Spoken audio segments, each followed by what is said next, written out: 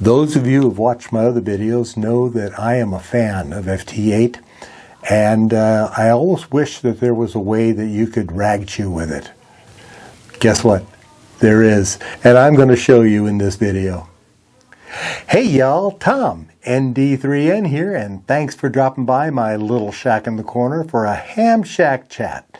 In this video, we're going to discuss the JS8Call digital communications program. I'm going to give you a brief history, show you how to download and install the program, and show you the appropriate settings on the Yaesu FT991A radio and within the JS8 call program to make it all work together.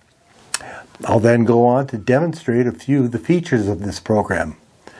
Please take a moment to give me a like. Please like me by popping that thumbs up icon.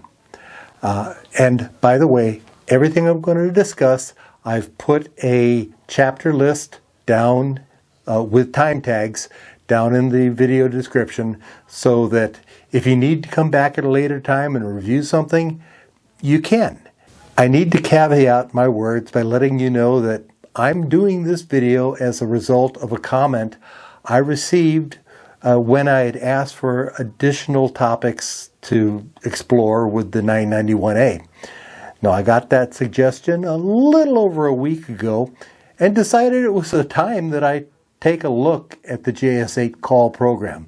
Therefore, I'm only a few days, maybe a week, into playing with JS8 call. I am by no means an expert, so please consider this an introduction to the software. Now, as I get more experience with it, I'll be releasing additional videos with tips and tricks about the software. And I have to let you know, I have really been enjoying playing with it and learning it, and hope you will not only enjoy this video, but the JS8 mode as well. Now, for a brief history of JS8. The mode JS8 began as a derivative of the WSJT-X group of modes that was restructured to allow message passing using a form of the FT-8 mode. This is a stretch to call it a form, but I'll trust the developer, Jordan Sherer. And by the way, Jordan Sherer is the JS in JS8. Initially, the software program was named FT-8 Call and later renamed to JS8 Call. In clarification, JS8 is the mode. It's the waveform. And JS8 Call, it stands for JS8 Directed Calling, and is the software program that uses the JS8 digital mode to provide weak signal messaging to hams to ham. This program is experimental and still under development. Using open source code, you can be part of this development and submit your changes to the JS8 call group for potential inclusion in future iterations of the software. The purpose of this experiment is to test a digital mode with the potency of FT-8, along with being message capable and with a communications protocol for low power comms. It has no other purpose than allowing hams operating low power systems to connect keyboard to keyboard. Thus, the primary benefit to ham communications is its being able to pass predefined messages and rag chews by directed calling. JS8 Call has preset calling frequencies, and they're shown here, and we'll also include a list of them down in the video description, and you'll see them repeated over and over and over again. Over and over and over again.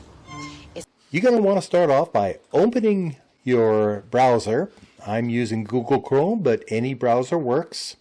At least that's what they say. And we start this off, we're just going to do a Google search for the JS8 call, and it's going to pop up our link. You could also come up and put in JS8Call.com up here in that area, and we're going to go ahead and go to it. Now this is the home page. The download page is right next to it and in another location that we'll show you in just a second.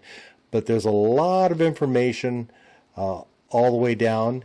And this gentleman who's recording this video is Jordan Sherer, who is the JS in JS8. So if you want to get all the information straight from the horse's mouth, so to speak, no offense, Jordan, that's where you'd find that. Some more information on JS8 Call, some brag stuff.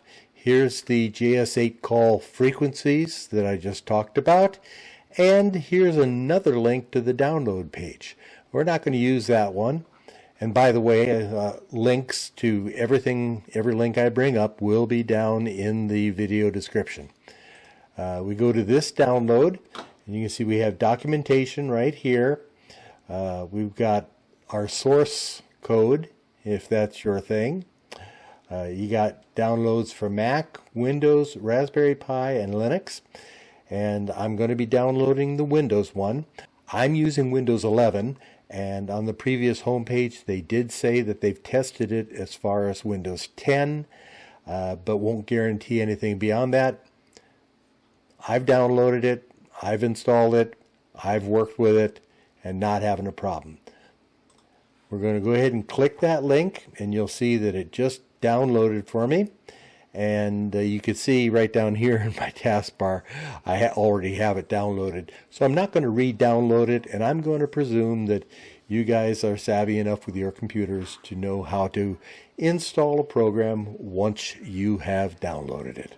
But there it is, it's downloaded, and you just click on that and it'll go through the install procedure. What's on the menu? We're going to start by going into our menu settings, and you'll see 1, 2, and 3 are there. The 300, 700, and 3000 millisecond are the factory defaults, and for your AGC fast, mid, and slow, these are the recommended settings. You keep them in there. You can adjust them if you want, but for our purposes, we want to keep them in there. Next, we're going to go up to item 31, menu item 031. You want to set your cat rate. You'll see I have mine set to 9600, but your options are 4800, 9600, 19200, and 38400. You can select whichever one is best for you, but just make sure you kind of jot that number down, because we're going to be getting back there fairly soon. So I'm going to hit enter and move on up, and we're going to go to menu item 60. No, and a little farther. There we go. You want your PC keying in menu item 60 to be off. You want your data mode down here on the bottom, 062, to be set to others. Now we're going to go up to 72. Your data port select is the USB port, not upper sideband, is the USB port in the back. Your data out level, I find something around 40 works well for me. And when we're running the JS8 Cal program, we've got the same type of slider for adjusting our ALC. And this sets you about 1/3 of the way down the slider, generally. Now we're going to jump up to menu item 106.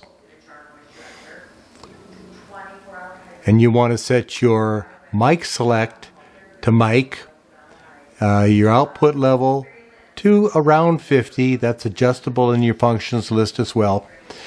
And your PTT select, and this is the most important one you got, is RTS. Make sure that's set to RTS. Now, we're going to get out of here. We're going to go into our functions. You want to be on the page that starts off with notch right up here in the corner. And that needs to be off. The cont is off, DNR is off, DNF is off. You want your shift on the second line to be set to 0, and you want your width to be set to 3000. Now we're going to go back one page. You want your narrow wide to be set to wide 3K. And that's all you need to do in the menus and the functions, and everything ought to work. Promises, promises! Now we're going to take a look at the device manager. I have put a link to chapters down in the video description. If you want to skip this because you know about the device manager, that's fine. Otherwise, it won't be that long. Start off with your system off, your radio off, and your power supply off. Now I'm going to bring up the device manager, and you can do it here if you want, and just type in DEV. That ought to be enough. Now you bring up your device manager, and there it is. Now you can see down here at the ports, COM and LPT. Click that and open it up. These are all my active serial ports. I am now going to just turn on the power supply to my FT991A, and you will see it cycles, and when it comes up, I now have two Silicon Labs COM ports. You want to jot down these numbers. Your enhanced COM port and your standard COM port, you want to note the numbers here. It will probably be different on your system. On mine, it's COM5 for the enhanced, COM6 for the standard. Now, open them up and go to the port settings. You'll see I have mine set on 9600, which, if you recall, when we were going through the menu, that's what I set my output bit rate from the rig on. You have a lot more choices here, but if you recall, your choices were 48, 96, 19.2, and 38.4. Whichever one you selected on the menu when you were setting your menus, that's the selection you want to use here. Cancel out of that, and you'll see that this one, my standard, is set up the same way, 9600. Now we're going to just go OK out of that, and we can go ahead and close that, and that completes this part of the video. Come on, get with the program here. Now we're going to open up JS8 Call. I've got it down here in my taskbar, so it makes it easier. And we'll start by clearing everything out. And we're going to go take a look at the settings. You start with the general station settings. You're going to need to put your call sign in. You need to put your Maidenhead grid locator in there. And I've added a few things. This is default, so if I'm calling CQ, it'll send my 4 grid, which is EM89. The reply message, that's if somebody calls CQ, I will send how copy. And here's my station information. I'm Tom, FT991A, using a Gap Challenger DX. I'm running 20 watts, and I'm near Dayton, Ohio. And this is another one that you can use if you want. Now we're going to go to behavior. I want the display distance in miles. If you prefer it in kilometers, you can do that. Immediately transmit CQ, reply, info saved, and directed messages from the menu. And that's this menu down here. So you got that. Write log files. Well, that's actually keeping a track of all your conversations. I have asked it to suggest alternate word choices for more efficient messages. I haven't seen that work yet. And also check for software updates at startup. You want to remove the call signs, and that's the call activity is this area here. After 10 minutes, I don't care about them. remove messages from band activity. That's actually here. And the end of transmission character is really important. So that's this kind of funky left pointing arrow. Now we'll go to networking and auto reply. You want to pause your heartbeat transmissions while in a QSO. That would be good. You want to turn on your auto reply at startup and ask for confirmation before sending auto reply at transmissions. You can turn that on or off. I'm going to turn it off because you'll see something cool that will happen. And you can also see here's a conversation that's going on up here. And it's kind of interesting how that happens. Now we're going to go to our radio. You're going to set your radio to the FT-991A. We're going to set our PTT method to RTS. Remember when you set that? And you're going to use your standard COM port, whichever one that was for you. For me, it was COM6. You want to come up in the USB mode, upper sideband mode. Nothing here, no split operation, and I like to delay my TX by 0.2 seconds just to make sure that the PTT has fully locked in. And here we go. That was for the cat control. Now we're going to go here. This is the, I'm sorry, that was for the PTT mostly. In the cat control, you're going to set that to COM5, which is your enhanced, and you're going to use a 9600. You can go default here, but I like to pick 8 and 1 because that's what it is. 8 data bits, 1 stop bit. No handshake, no RTS information down here. Now we're going to go to our audio. You're going to want to make sure that you're using your audio code, the codec from the rig, which we are. If there's any notifications like the dings and bells and stuff like that, that's good. And this is where we're going to save our log. So that's good. You've got your frequencies set here. So you can see all of the frequencies that I've been harping on the whole time are already here, and I'll show you how to get to there. Notifications. The only one I really want to see is a directed message to me. So if somebody sends me a directed message that I'm not currently in conversation with, that's what I want to see. Okay, now we can get out of that, and we're ready to start. Okay, the first thing I want to demonstrate is how to change frequencies. You can up and down a little bit if you want, or just click in the middle of this and it'll bring up your list. So we're going to set it up on the 20 meter, and I'm going to find a clear spot here. There, that looks like a kind of clear spot. And you see doesn't appear to be a lot of activity. There's some happening out here, but what we're going to do is we're going to come up here, and I'm going to make sure that my heartbeat is enabled and my acknowledgments are enabled. So I'm going to come down here and I'm going to click on HB. What you're going to see is this bar is going to jump down. The first 500 to 1,000 are for heartbeat messages and beacons. So I'm going to send out a heartbeat message, and you'll see my message comes up here, and we're just waiting for it to show up.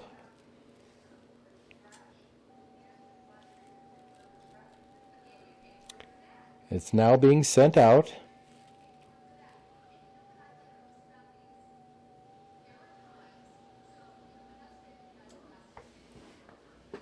Now let's see if we get any response. We're getting one response there.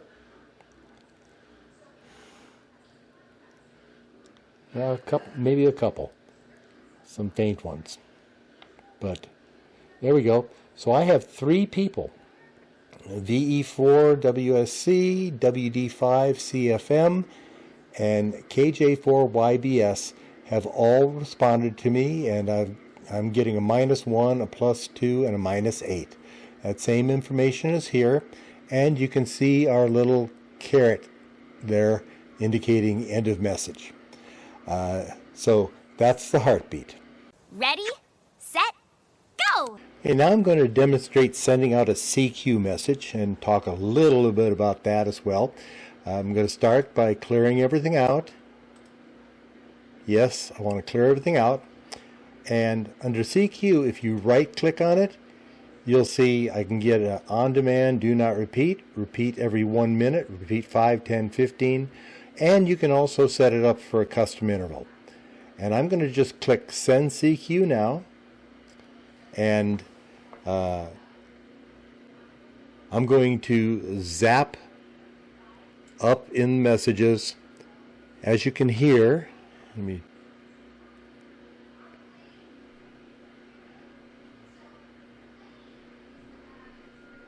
I am sending it out right now. So we'll see if anybody comes back to me, but I'm going to zap this until I get a full conversation, starting with calling a CQ, and then I'll come back when it's up there and we'll discuss that.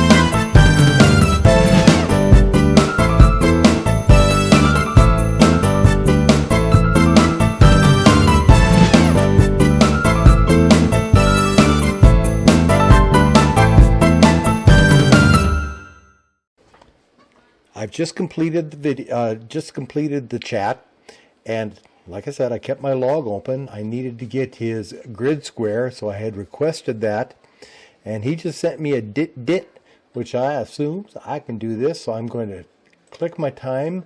You can see that this video, this conversation actually took about, we'll say 25 minutes, 25 minutes. And now we're going to add this to the log. Now, I have to point out, this was all done. Remember when it said it was a derivative of FT-8? Well, you can tell right here that the bandwidth on this is about 50 hertz, whereas FT-8 is considerably smaller. So it is a derivative, but it's much more powerful. Also, the way it lays out here. There are some things they could do. I wish they would, when I send, when I click on log, that it would have pre-populated all of that. But because of the nature of a ragchew, a lot of times it's hard to pull that out. Think I'll go home now. And there you have it. I hope this video helps to get your FT991A set up to run JS8 Call and to start to enjoy the JS8 mode. If it did, please pop that thumbs up icon and give me a like. Please like me. Please. Also, please share Thank you for sharing. this content with your friends who might enjoy it, especially on social media. As I get to know the program better, I'll be putting out more and hopefully maybe a little shorter videos with tips and tricks that you can use to improve your experience with JS8. Please consider subscribing I subscribe to Team Beat. so you'll know when these and other videos are published. 73 until the next Hey Y'all. Until then, and as always, I'm at your service. I'm Tom, ND3N, and I am out.